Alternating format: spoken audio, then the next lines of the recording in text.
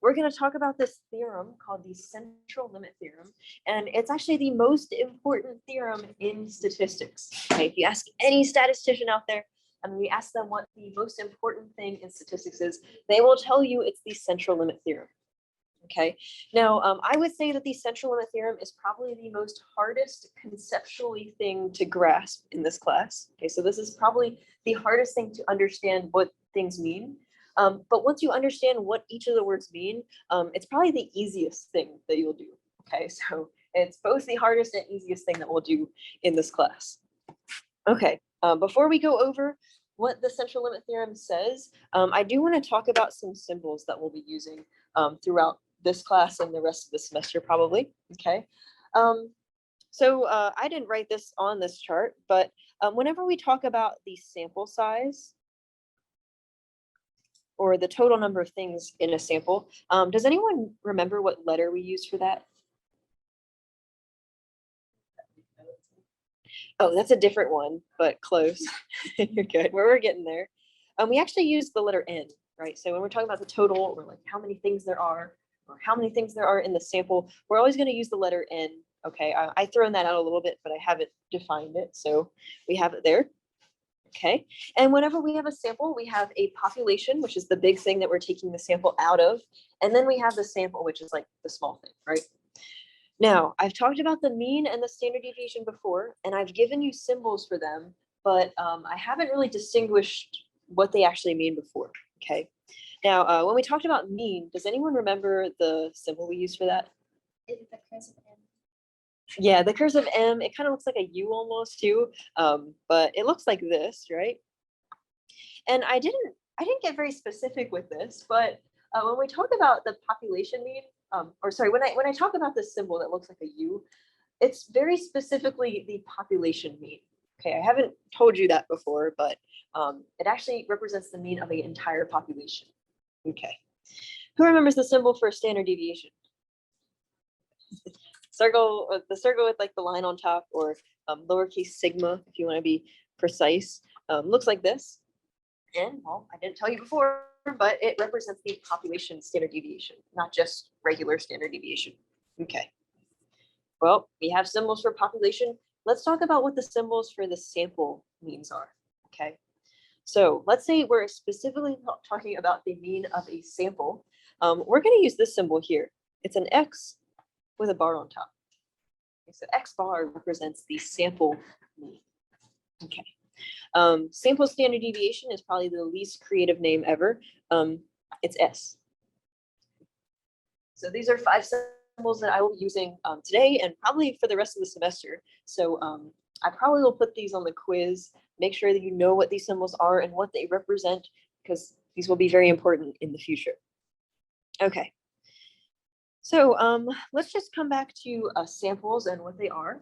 Okay, if we go back to like the very first day of class, I talked about samples and I said that it was very similar to if the population was a rectangular prism. And I drew out this prism like the first day of class.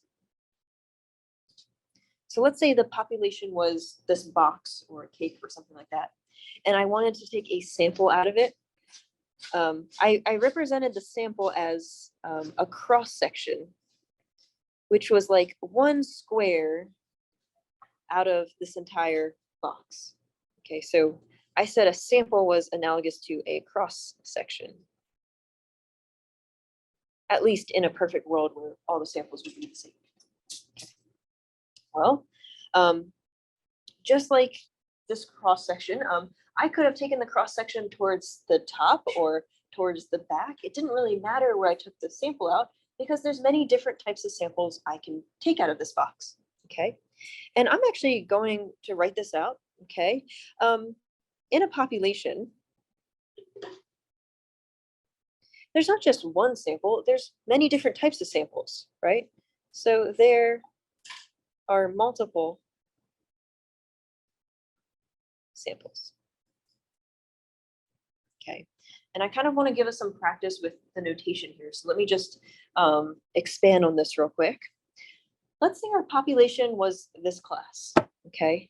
So this class. Okay, well, I could create a sample, right? Maybe I want to find a sample, and maybe I should say how big the sample is. Maybe I'll make a sample of size 2. So sample of size 2 out of my population. Okay. Well, an example of a size of 2 or sample of size 2 would be maybe, I don't know, Savannah and Jules, right? Do you have an H at the end of your name, or is it just an A? Just A. That's an example of a sample of size 2, right? And there's many different types of samples I could make. So maybe like Jade and Brittany. Do you have an E or is it an A? An EY. Okay, there you go. Okay. So there's many different types of samples I can do when I create a sample size 2 out of my population. Now we can get more specific. I could make this class's, I could be interested in the class's favorite numbers. Okay, so instead of just Savannah and Jules, what's your favorite number, Savannah? 3. What about you, Jules? 14. Okay, so 3 and 14 would be my sample, one of my samples. And Jade, what's your favorite number? 11. And Brittany, what's your favorite number? 21, good, okay. Okay, so we have different samples of size 2 in my population. Of course, if I wanted to find the population mean, I would ask everyone their favorite number, add them up and divide by how many people there were in this room, okay? Now, with a sample, let's say I wanted to find the sample mean of Savannah and Jules' favorite numbers. Well, I would add them together and divide by 2, right? 3 plus 14 over 2. And that would be their sample mean. Okay. Now, if we picked a different sample, like Jade and Brittany's sample, I would add 11 and 21 and divide by 2. So within a population, we have different samples of size 2, and all the different samples have different means, right? So we have different means floating around in this population. Okay. So I know this seems a little overkill, but I promise it'll make a little bit more sense as we continue on. Okay. The thing that we're going to be interested in is the distribution of the sample means. Okay. So let's just break that down real quick. Okay. We've talked about this word distribution. Does anyone remember what it means? Well, I think when we talked about distributions, I had a very special one, like the normal distribution, and it had a very different shape, right? But distribution doesn't refer just to the normal distribution of the bell curve. Distribution really just refers to the shape of data, right? So if I plotted in a histogram, what would the shape look like? Okay, so this is like the shape of the data. And of course, we know what the sample means are. Just a little thing to point out, I'm using plural for means, right? Because in a population, there's a lot of different sample means depending on all the different samples. Okay. So the big idea behind this is I have a lot of samples. All the sample means are going to be different. I want to know how spread out or what the shape of the sample means looks like. Okay. So we're going to do an example. This example is something I would not ask you on a test or quiz. It's a little bit harder than what we've done, but I think it will illuminate this theorem that comes out. And I promise you, I won't make you ever do it again. Okay. Okay, so this one's kind of tough. Let's go through this and see what comes out of it. So we have a group of 6 people, and I'm actually going to draw out these people so it makes a little bit more sense. So we have 6 people.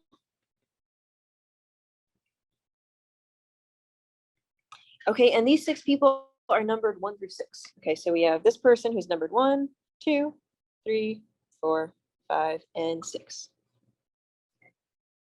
I want to take a sample of 2 people, and every single person has an equal chance of being in the sample. Okay. Before we even talk about the samples, I want to take a look at the population. So all of my people, I have 6 people in my population. I want to see like what the population mean is, the standard deviation, what it looks like, things like that. Okay.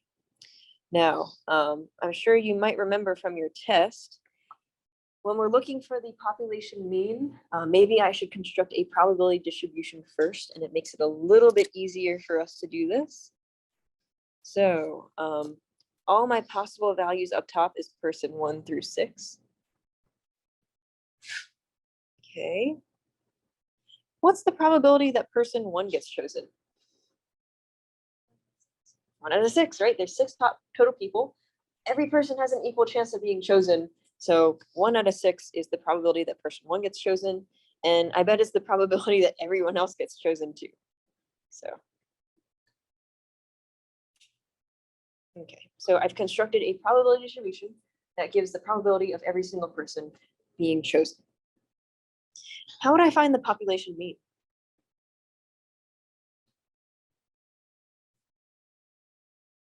McKenna, or not McKenna, Michaela. Not quite. That works with numbers, but not with probabilities. Think about your test. Multiply and then not divide, but add them, right? So I don't, it was a while since you took your test, but remember you multiply down. So you get 1, 6, 2, 6, 3, 6, 4, 6, 5, 6, 6, 6. And then once you're done multiplying down, you add across, right? So you add across. And I'll save you the calculation here. But the population mean, and using my symbol, mu equals 3.5. So that's how we find the population mean. Okay. Now let's do the population standard deviation. Okay. Now I think it'd be kind of overkill to do the whole calculation for standard deviation. I already made you do that on Friday anyway. So I'm just going to give this one to you. Sigma, remember using our symbols, is going to be 1.708. So I just did that in my calculator before class. Okay. So I found the population mean, found the population standard deviation. Before we go on to the sample, I do want to talk about the shape of this histogram or of this probability distribution. Okay. I'm going to make a probability histogram real quick, where all the x values are on the x-axis and the heights of each bar are the probabilities of each of these values. So 1, 2, 3, 4, 5, 6. Okay. And on the y-axis, I have their probabilities. Okay. What's the height of bar 1?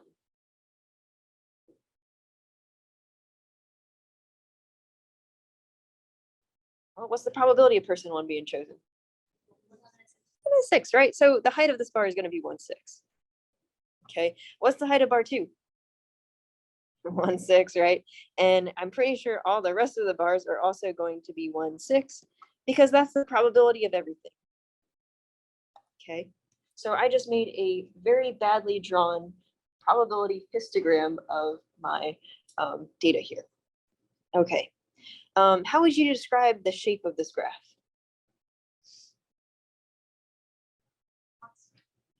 Constant, good. So it's a constant graph. We actually call this a uniform graph in statistics. I would say it's symmetrical, right? It's a symmetrical graph. It definitely doesn't look like a bell curve, right? So it's not normal, or the bell curve, right? Okay, but here's where things get a little tricky. Okay, if I asked a statistician to describe this graph, a statistician would actually say that this graph is approximately normal. Okay, I know it doesn't look like it, but statisticians would say that. Approximately normal. Okay, and don't ask me because I'm not a statistician. Okay, so I'll just write that down. We'll come back to this later. But a statistician would say that this is about normal, but it's definitely not normal. Okay. So we talked about the population. We're taking samples of size 2 out of my population that has 6 people. Okay, let's talk about what the samples could look like. Okay, so if I took a sample of this population, an example of a sample that I could do, oh, that rhymed, would be, I don't know, person 6 and person 5, right? That's definitely one sample of size 2. Okay. Let me ask you something. If I took this sample, person 5 and person 6, is that a different sample than person 6 and person 5? No, it's the same thing, right? For example, I don't know, Brittany and Claire is the same as Claire and Brittany. That would be the same sample, right? So these two are equal, okay? So we're not going to repeat these when we're trying to find out how many samples we have, okay? Let me ask you another thing. I don't know, is person 1 and person 1, is that a sample of size 2? No, right? That's a sample of size 1, even though there are 2 numbers. For example, Brittany and Brittany is not a sample of size 2. Okay, so that is not a size 2 sample. Okay.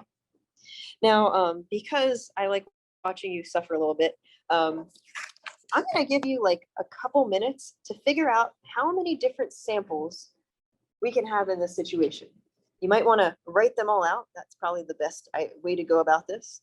I'll give you a few minutes to do this, and I promise you I won't ask you to do it again.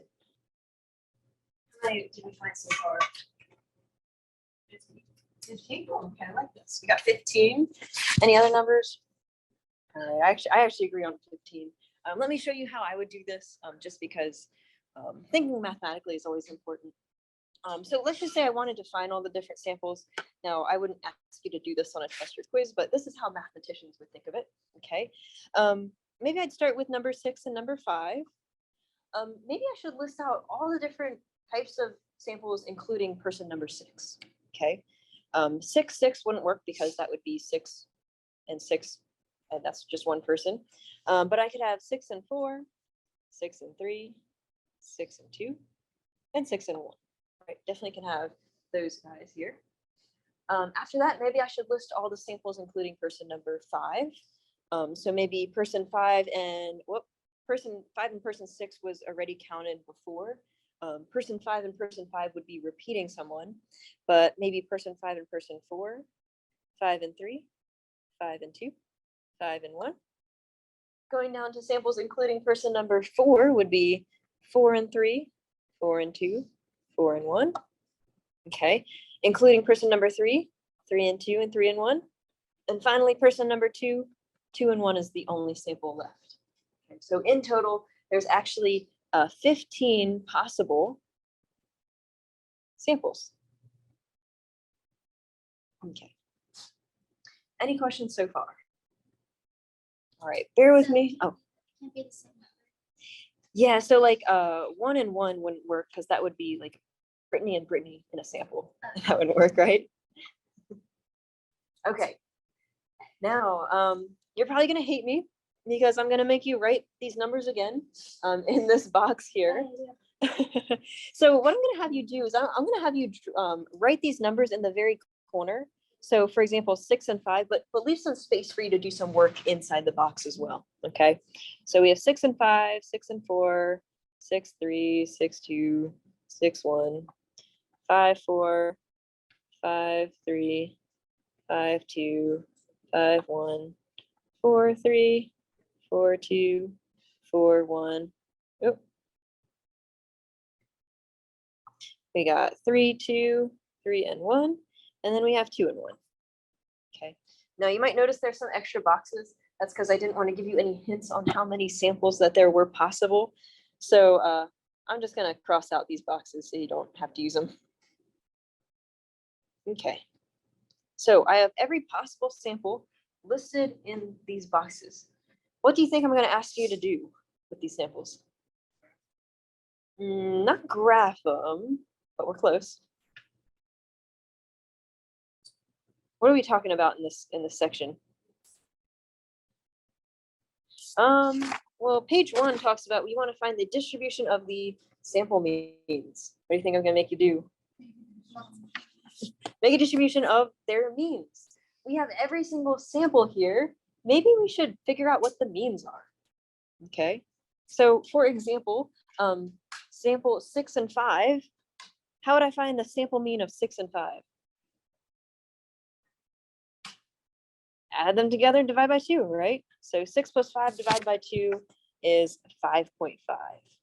So 5.5 is the sample mean of 6 and 5. Okay, because I don't feel like doing this by myself, how will this? Kate and over to the window. Why don't you start with 6, 5 and work your way down?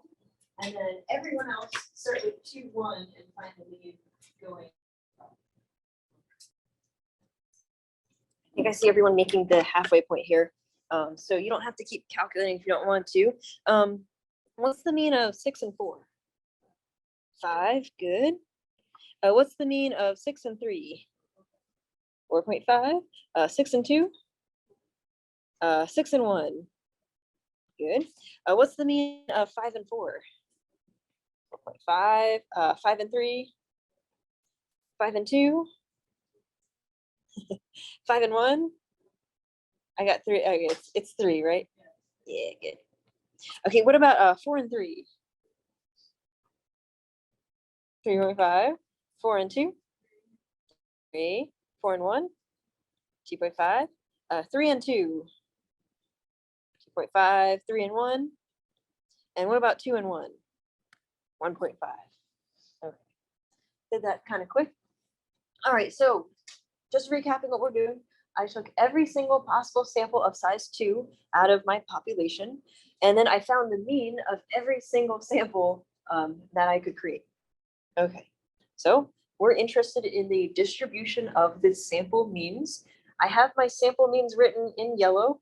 Maybe I can find the distribution.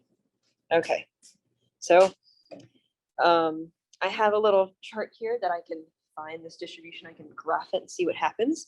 I have all of my sample means on the bottom on the x-axis. The height of the graph is going to be how frequently they occur. It seems like the highest is 3, so I'm going to make every 2 points be 1 value here. Okay. Let's try to fill this out. How many times does 1 appear as a sample mean? 0, right? 1 doesn't happen. What about 1.5? Once, right? So since 1.5 happens just 1 time, the height of the bar for 1.5 is going to be 1. Okay, and I'll try to make it pretty. Oh, that didn't work.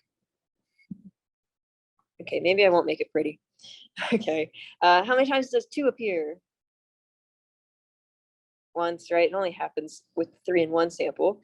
So I guess the height of bar 2 is going to be 1.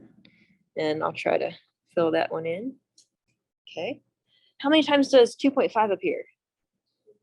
2, yeah, I think it's 2, right? It happens here and here. There we go. All right, so the height of 2.5 should be 2. All right. How many times does 3 appear? 2 times here and there.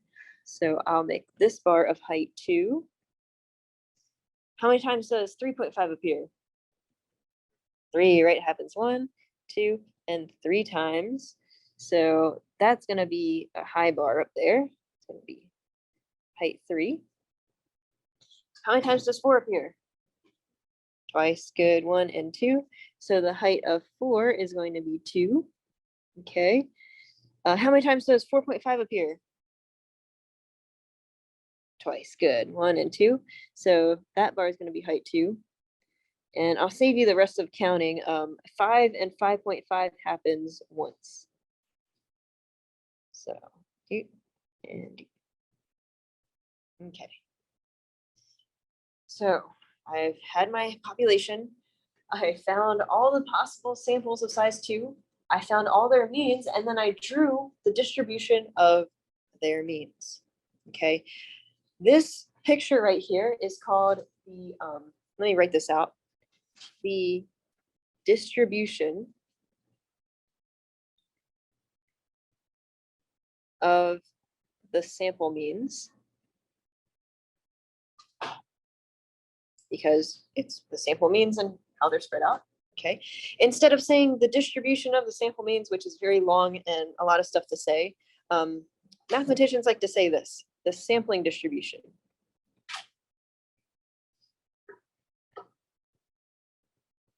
Okay, so these two phrases are interchangeable. I'll probably use both of them throughout the semester, but sampling distribution just means what the sample means looks like. What's the shape of this graph?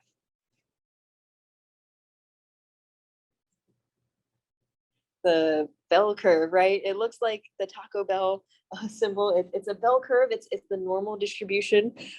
So let me just write both of these. The distribution of the sample means is normal. And remember, that means the bell curve, right? If you drew a line over this, it would definitely look like a bell. Okay. So we know that the distribution of the sample means is normal. Okay. Now, thinking about the population, if you go back to our picture of the population histogram, we said that it was approximately normal, but it definitely did not look like a normal distribution. It was very flat, right? When we go over to the sample means, we have something that looks very much like the normal distribution, okay? Now, this is something that pretty much always happens under certain conditions that we'll talk about later.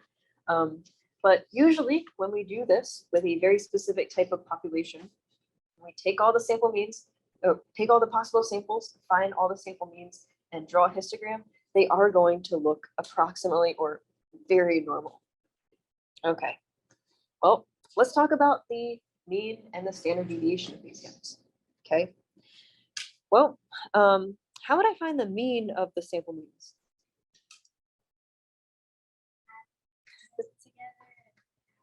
Yeah, or that's when we have a probability distribution, which would kind of work here, but it was actually like, if we just take all these numbers, add them together and divide by 15, that should work, right? Okay, so on the next page, let's find the mean of the means. And by doing that, I'm gonna take all the numbers that I found in the last page, like, oh gosh, didn't mean to use that highlighter there. 5.5, 5, 4.5, 4, 3.5, 4.5, 4, 3.5, 3, 3.5, 3, 2.5, 2.5. This is the fastest I ever wrote. 1.5. Okay, so all the numbers in my last page. There's 15 of them, so I'm just going to divide by 15. That's how I find the mean of all the means. Okay. Now, I'm not going to ask you to do this in your calculator because I feel like it's a lot of work, but you should get 3.5. Oh, okay. So this is the mean of all the means of all the different types of samples that we can have. Okay, so it's the mean of the sample means. And instead of writing out mean of the sample means, we just use a symbol for this. The symbol that we use is the mean symbol that we always use for mean, mu. And since we're taking the mean of the sample means, we're going to put the sample mean symbol on the bottom. Okay, so this stands for the mean of the sample means. Okay, so that's all that symbol means. I know it looks a little funky, but that's all that is supposed to mean. Okay. Now we have all these 15 numbers. I could ask you to calculate the standard deviation of these 15 numbers, but I think you might kill me for that. So I won't ask you to do that. So what I did is I went on my computer. I found these I found the standard deviation of the sample means. So the standard deviation of the sample means. And that ended up being 1.2077. Okay, so I just went to my calculator, did that with those numbers. Okay. Now we have a symbol for this as well. Since it's the standard deviation, I'm going to use my standard deviation symbol. and it's the standard deviation of the sample means. So I'm going to use the X bar symbol in the corner. Okay, so all that stands for is the standard deviation of the sample means. Okay. Now, you're probably wondering why I even asked you to find the mean and the standard deviation of these means. And the reason I'm going to do that is because we're going to compare this to the population's mean and standard deviation. So 2 pages back, we found the population mean, and we also found the population standard deviation. Let's take a look at the population mean. We said that that was 3.5. Well, 3.5 is also the mean of the sample means.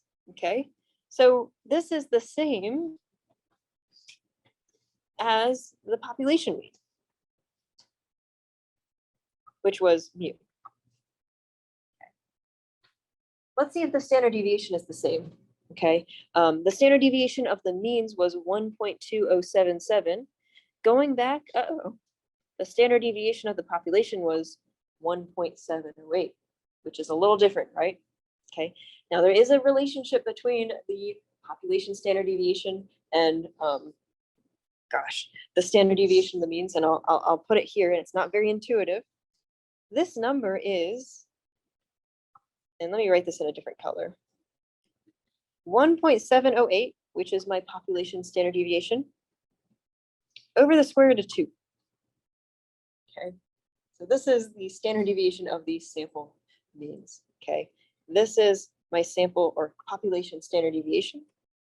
And 2 is actually what n is, where n is the sample size.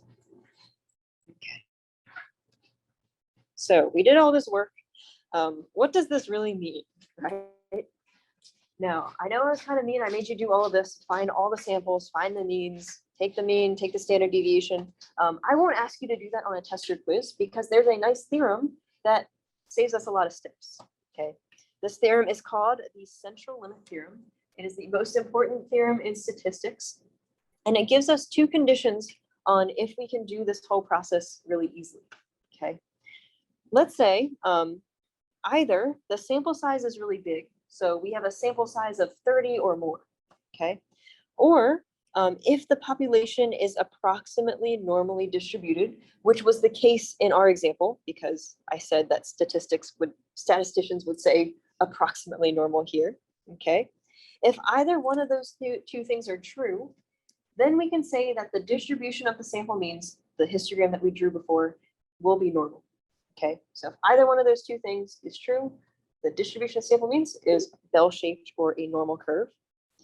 Furthermore, we can even say 2 more things. We can say that the mean of the sample means, or this weird funky formula that I gave you before, will always equal the population mean. Okay, so it will always equal mu. We also know that this funky symbol will always equal sigma over the square root of n. These 2 formulas are things that you have to know, so I want you to memorize these. Okay, and you're also going to have to determine if the central limit theorem applies. I know this sounds really abstract. I think when we do a few examples, this will become a lot easier. Okay, so we got through the hard part. Congratulations, guys. Let's figure out how to make this a little bit easier. Okay. All right, let's flip our page to example 1. This is something that I might ask you on a test or quiz. Okay, so this is something that I actually want you to know how to do. Okay.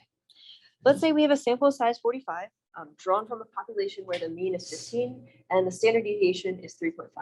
Okay, I want to know if the distribution of sample means is normal. Okay, what letter does 45 represent? N, right? N is the sample size, which is 45. When I do these questions, I like to write everything out just so I don't get confused going back into the question, especially when the question is really long. So I'm also going to write that the mean is 15 and the standard deviation is 3.5, just so I don't get confused later on in the question and I have to go back and read the question to figure out what's going on. Okay. So first question, is the distribution of the sample means normal? Going back to the central limit theorem, there's 2 ways that this can happen. The first way is if the sample size is bigger than 30. Okay. Is my sample size bigger than 30 here? Yeah, right? 45 is bigger than 30, okay? And because this is true, then the central limit theorem applies, okay? So because of this, the answer is yes. The sample means, or yeah, the distributions of sample means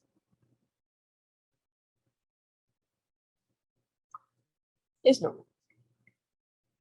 Okay, so when you're asked if the distribution of sample means is normal, go in the question, check to see if the sample size is bigger than 30. If that's true, then we're good. Okay, second question says, find the mean of the sample means and the standard deviation of the sample means. Well, that's asking us to find these funky symbols, mu x and sigma x. Let's start with the mean of the means. Looking at my formula, what is mu x bar?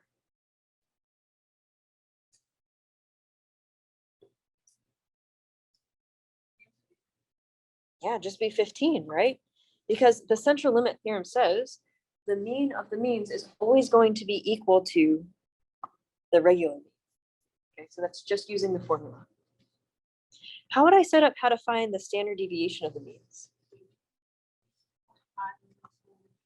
The square root of 45. Perfect. 3.5 over the square root of 45.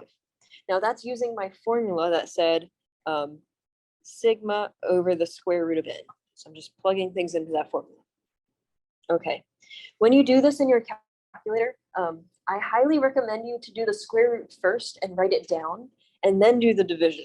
Okay. I know this sounds stupid, but I make mistakes all the time doing this. So the square root of 45, which I didn't write down, is 6.71. Okay. Once I am done finding the square root and writing it down, dividing through gives me 0.52. So this question is basically asking us to check to see if I can use the central limit theorem. And if that's true, I'm going to find the mean and sigma over the square root of it. Okay. Any questions so far? All right, let's go to example number 2. Example number 2 asks us that we have a sample of size 8, so n equals 8, right? We're drawn from a normal population with mean mu equals -60 and standard deviation sigma equals 5. Okay, same question. Is the distribution of sample means normal? Well, in this case, is my sample size bigger than 30?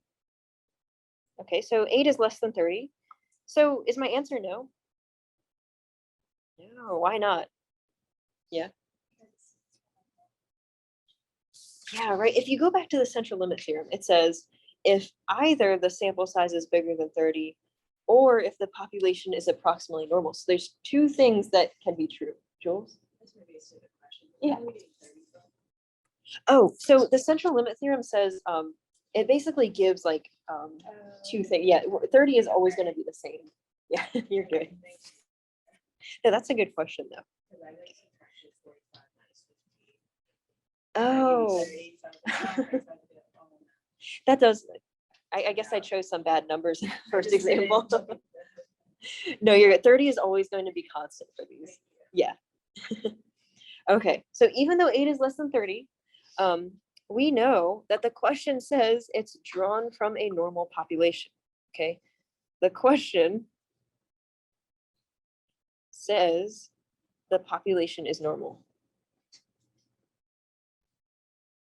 Okay, and because of this, we still can say that the answer is yes. Okay, so because of this, the answer is yes. The distributions of sample means is normal. Okay, so even though the sample size is small, if the question says it comes from a normal population, we're still good. All right, what's the mean of the means? -60, perfect. How would I find the standard deviation of the means? Perfect, 5 over the square root of 8. Now, I do recommend doing the square root first, writing it down and doing division. And because I'm a hypocrite, I'm not going to do that and write 1.78. Okay. Any questions on example 2? All right, one more example. In this example, example 3, we have a sample of size 24. So n is 24. We're drawn from a population with mean 35 and standard deviation 1.2. Okay, we want to know, same question, is the distribution of sample means normal? First of all, is my sample mean big? Oh my gosh, is my sample size bigger than 30? No, 25 is less than 30, which is that number we have to know.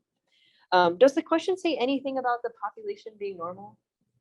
No, right? So, and the question doesn't mention